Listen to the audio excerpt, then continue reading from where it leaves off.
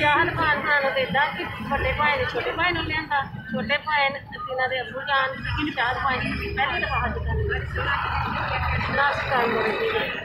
ਪਹਿਲੇ ਹੱਜ ਛੋਟੇ ਭਾਈ कहते ये रोड काफी आते इससे ये मुँह तरह रोना ना ये बड़ा ना मेरा बाप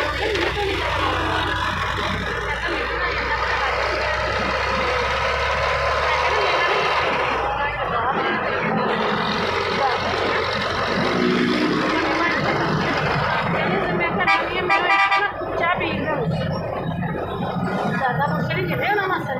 वो मुराद है ना उन्होंने ये मुराद है कहते मैं जो आया ना फिर बस फिर पहाड़ा छोटे भाई ने लग गई कहते मैं दूसरे भाई ने खाया मेरा रोना था फिर ना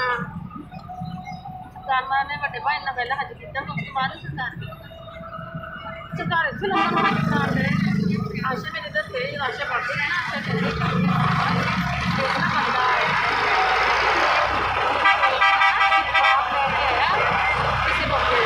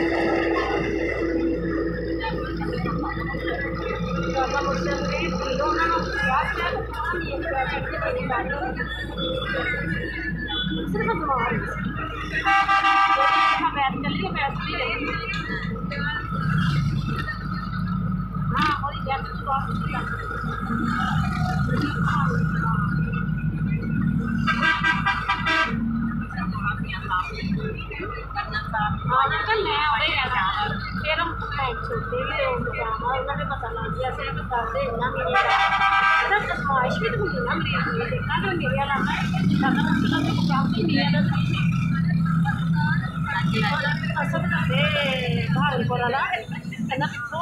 साढ़े ना मरीज कहने कसी जाना वा लखूदा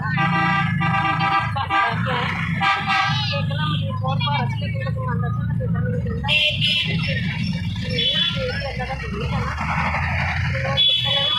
मेरे पास हो जाना अच्छा तो लगता है और